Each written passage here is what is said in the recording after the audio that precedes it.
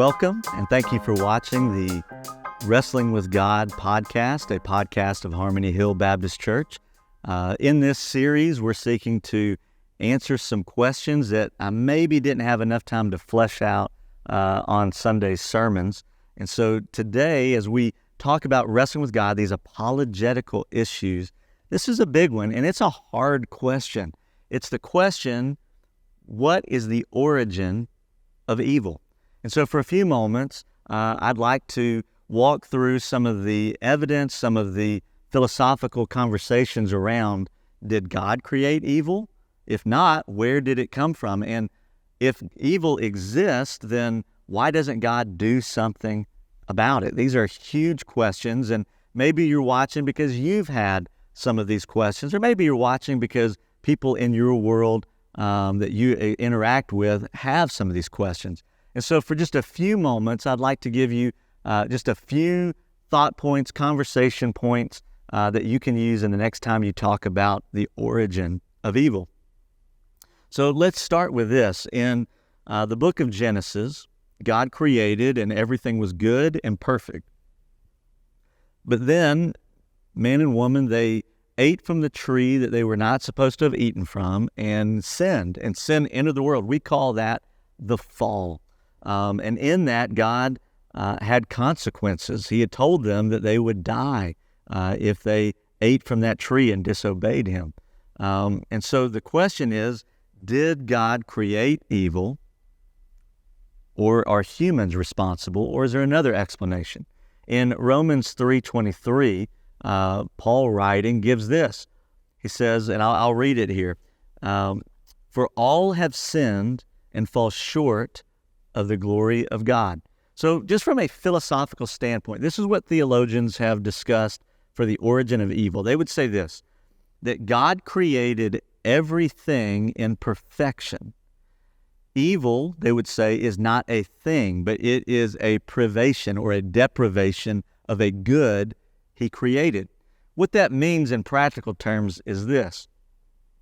God created love. And so when love is not fulfilled, when there is a deprivation of the fullness of love, it equals bias, prejudice, and even in a full extent, hate. Evil exists only as a lack of something given to God in fullness, or God created in fullness. And so another way of thinking of it would be this. God created humans with the capacity to love him and choose to love him, what we might call free will. So God created, you have to admit, the potential of evil, but it was human beings who made it actual. And this is really important. God did not create evil. He created human beings to live in a world in which they choose to honor God, where they choose to love God. And this actually happened. It was not on day one that Adam and Eve sinned. They were living with freedom of choice to worship God, to honor his commands, to fellowship with him without any hindrance. But there came a point where they sinned and chose disobedience. And then from that point forward, every human being has existed and has chosen sin, as the scripture I just read states. All have sinned and fallen short of the glory of God. So some will maybe ask then the most next logical question to me is, why did God create, even with the potential of evil, even if he didn't actualize it, why did he create it if he already knew that Adam and Eve would sin? Well, the philosophers and theologians would put it this way.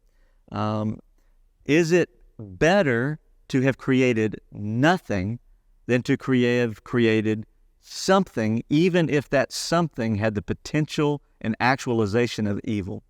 Well, in our modern lingo, we often say things like this. It is better to have loved and lost than to have never loved at all. So it is, from a moral argument standpoint, it is not equal to say that nothing is better than something, even if that something had evil in it. So yes, God could have and absolutely could have not created anything, but would that have been morally better? I would say no. Then one of the next questions someone might ask is, why does God not destroy evil? Or if you even want to say, why doesn't he limit the amount of evil? When we look at the news and things happening around the world, why is God not limiting the amount of evil taking place?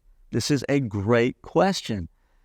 What I would say is this, that God, because he gave us free choice, then we have to ask ourselves, what part of our free will would we like God to limit on us? What aspect would we like God to limit in our freedom? See, there is a power to the moral argument that God has given us free choice. Why? Because in free choice, only in free choice can we truly love God. See, we would acknowledge that love that is forced on someone is not really love. We would actually call it abuse. To make someone love us and to hold it over them that they have to love us, that's not true love. And God created, and one of the moral goods he wanted in this world is that human beings would freely choose to worship him. So why doesn't he prevent evil? Because he has given us the choice of freedom.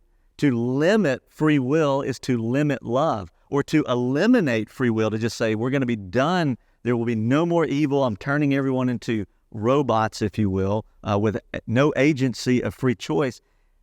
What God is doing, if you ask him to do that, would be to take away love. And I think we could argue that to take away love is actually a greater evil than allowing people to choose to love or choose evil. The vast majority of evil in our world is caused by human choice. And so God has allowed for a period of time, and I preached a sermon that we'll link in the show notes about why does God allow evil and suffering in the world? What purpose might there have? That's not really the focus of this podcast because I've covered that there, but just the idea of where did it come from? Why is God not limiting it? It's because he wanted free will. So another question that someone might ask is, could God not have made a world without the potential of evil? And the answer is yes, he could have. He could have created a world in which human beings had no free will and just operated. But is that actually a better moral world?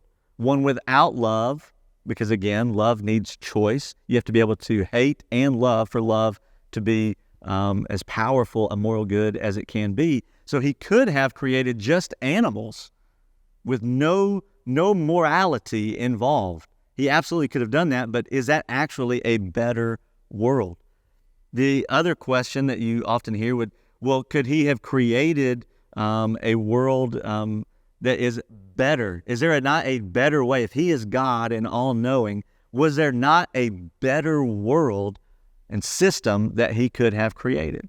On one hand, I would answer honestly and say, well, I'm not God, so I don't know all the infinite possibilities of what he could have created, but I am trusting the character of God, that what he chose to create was the best possible world to get to a best possible world. Some would argue, theologians and philosophers, Christian philosophers, would say that the world that we have now was the best possible way to the best possible world. And what they mean by that is this.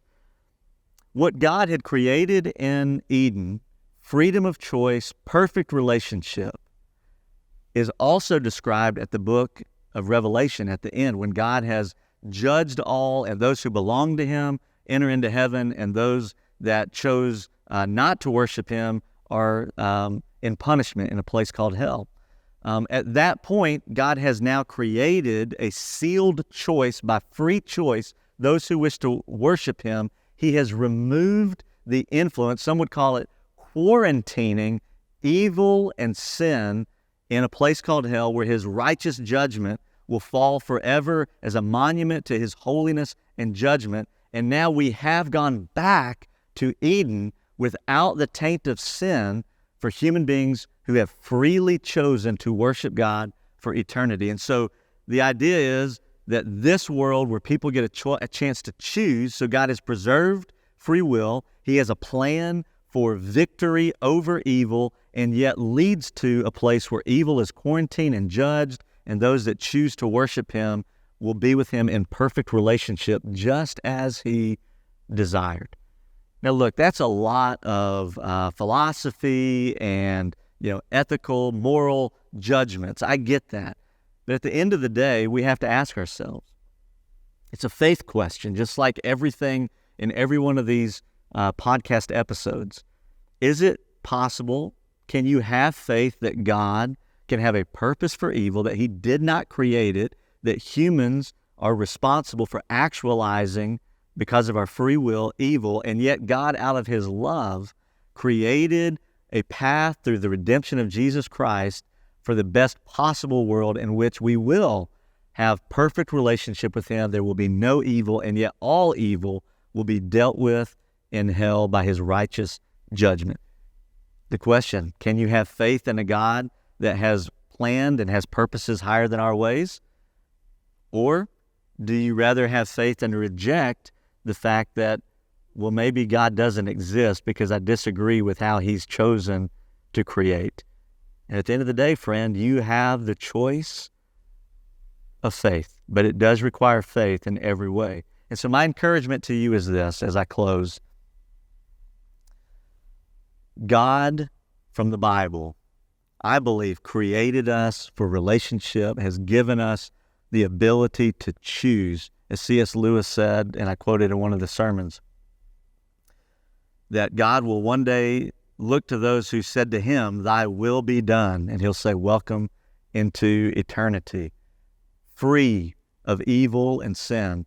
And then he will look at those who have said to him, or God said to them, "Thy will be done," because they chose not to follow him. You have that same choice. Will God say to you, "Thy will be done," or will you say to him, "Thy will be done"? Hey, I know this is a big topic, and we've barely scratched the surface, but I do want to let you know that in the show notes, we are going to make some other resources available. If you would like to do further study on this, or hear what others have thought and put together about such a big topic. And so if you're interested, go to the show notes, follow along. But if you send this to someone, I would encourage you to follow up with a conversation with them, because these are big topics and they need to be dialogued. They need to be thought through, researched, etc. But I hope, as my editor Josh just pointed out to me, that these are a primer. It's a way for you to get the conversation started. So thank you for watching this Wrestling with God podcast, a podcast of Harmony Hill Baptist Church, and I look forward to seeing you the next time you're on the hill.